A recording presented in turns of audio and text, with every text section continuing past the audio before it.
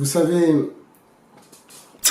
lorsqu'on observe la situation de nombreuses personnes dans les sociétés modernes, on dressera malheureusement un constat affligeant et accablant. On observe beaucoup de citoyens stressés, déstabilisés, fragilisés et inquiets. Et aussi difficile que cela puisse paraître, il s'agit là d'une évidence incontestable, irréfutable et imparable. Et parmi les plus grandes sources d'inquiétude, comment obtenir sa subsistance? Qu'est-ce que je vais manger? Qu'est-ce que je vais boire? Comment je vais m'habiller? Comment je vais payer le loyer? Comment je vais payer les factures? Etc.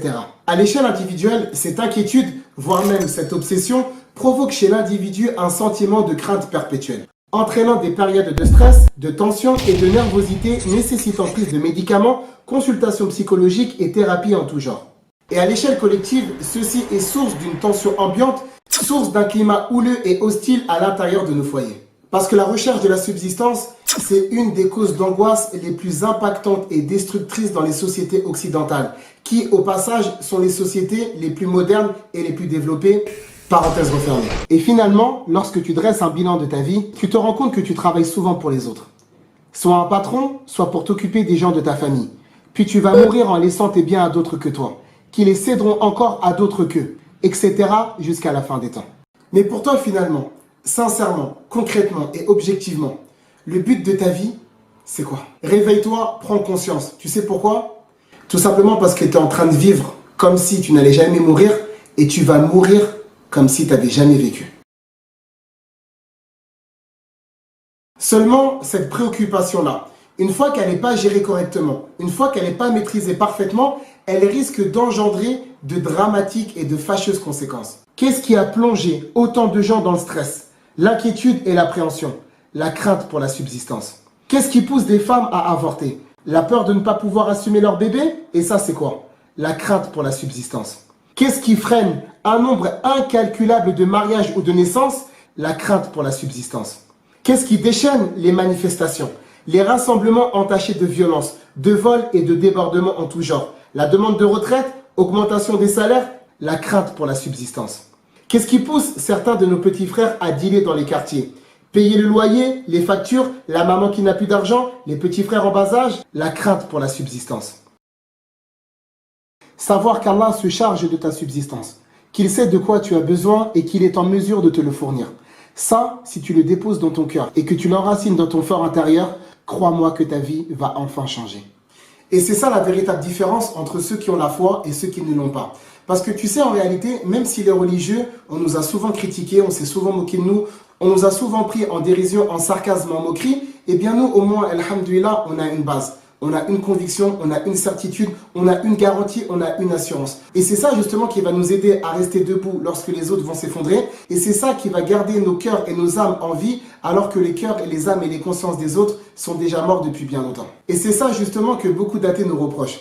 Puisque généralement lorsque les athées nous parlent, ils nous disent « Mais vous de toute manière, vous croyez en Dieu uniquement pour vous raccrocher à quelque chose. » Ok, d'accord, il n'y a pas de souci. Mais vous par contre, à quoi vous raccrochez-vous? À des amis qui finiront peut-être par vous décevoir ou vous trahir un jour, à un patron qui vous licenciera peut-être abusivement ou pour cause de dépôt de bilan. Comment évacuez-vous votre stress et vos angoisses? En boîte de nuit à vous déhancher dans les soirées à thème, en sombrant dans la drogue pour vous détendre ou dans l'alcool pour noyer vos soucis, avec des antidépresseurs et des médicaments en tout genre? Tu peux utiliser et épuiser tous les échappatoires que tu veux. Ton inquiétude et ta crainte du lendemain te pourchassera. Elle te hantera, elle te dominera. Et tu sais pourquoi? Parce que tu as négligé la solution suprême. Tu as négligé Allah subhanahu wa ta'ala. À vouloir respirer seul, tu as fini par t'asphyxier. À vouloir gérer l'incendie, tu t'es éteint un petit feu. À vouloir contrôler le courant de la mer, tu as fini par te noyer.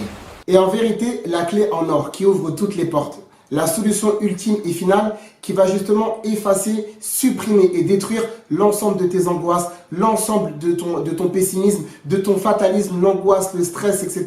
L'appréhension, eh bien en réalité, c'est la religion. Et tu sais, malheureusement de nos temps, il y a beaucoup de religieux comme des personnes qui ne sont pas religieuses qui pensent que l'islam en réalité c'est uniquement un ensemble de codes juridiques et de lois à appliquer ou bien des lois à ne pas appliquer. Interdit, permis, halal, haram, etc.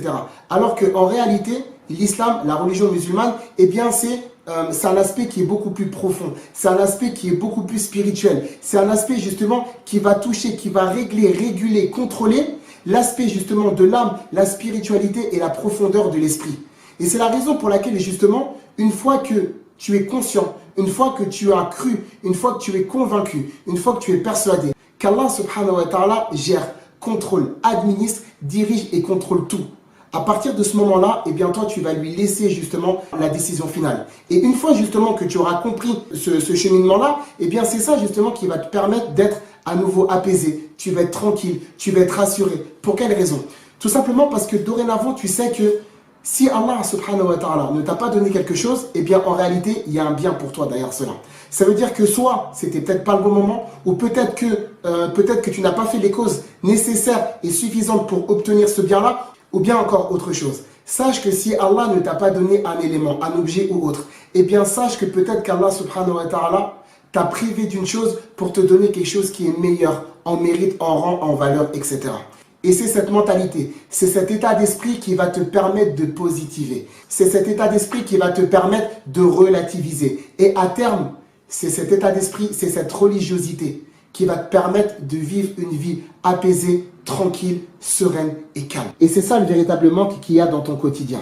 Une vie sans spiritualité, dénuée d'espoir, plombée par les soucis, plombée par les craintes.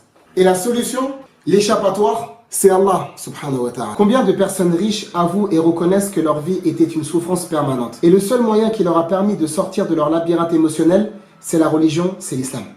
Nous, alhamdoulilah, on sait tout ça. Et toi, tu le sais ou pas?